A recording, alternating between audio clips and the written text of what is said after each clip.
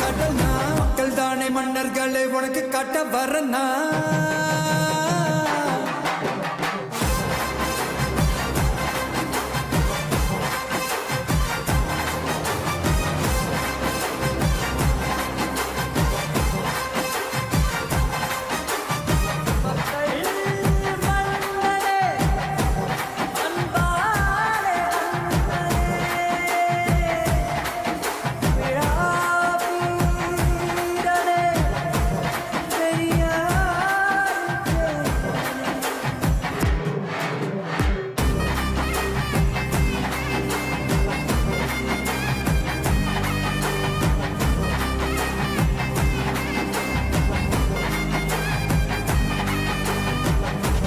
அரசியல் களத்தில் மிகுந்த முக்கியத்துவம் பெற்றிருக்கக்கூடிய மேற்கு மாவட்டங்கள் என்று சொல்லப்படக்கூடிய கொங்கு மண்டலத்திற்கான பயணத்தினுடைய தொடக்கம் இது.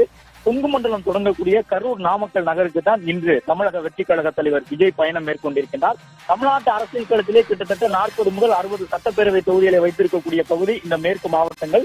இந்த மாவட்டங்களில் பெறக்கூடிய முன்னிலைதான் எந்த ஒரு கட்சியும் ஆட்சி அமைப்பதற்கும் குறைந்தபட்சம் வலிமையான எதிர்க்கட்சி வரிசையில் அமர்வதற்கும் துணை செய்யக்கூடிய பகுதி. அப்படிப்பட்ட இடத்திற்கு தான் தமிழக வெற்றி கழக தலைவர் விஜய் இன்று பயணம் மேற்கொண்டிருக்கிறார். விஜய் செல்லக்கூடிய அந்த சாலை எங்கும் 2 பக்கமும் தாவேகாவினுடைய தொண்டர்கள் வாகனத்தை பின்தொடர்ந்து வரக்கூடிய அந்த காட்சிகளை காண்கின்றோம். மேலும் தமிழக வெற்றி கழகத்தினுடைய கொடிகள் ஆங்காங்கு ஊன்றப்பட்டிருக்கின்றன.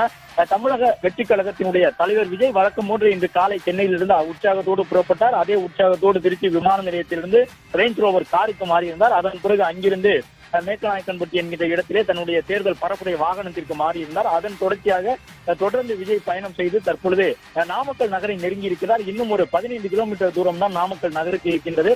தொடர்ந்து விஜய் வரக்கூடிய வழி எங்கும் அவருக்கு வரவேற்பு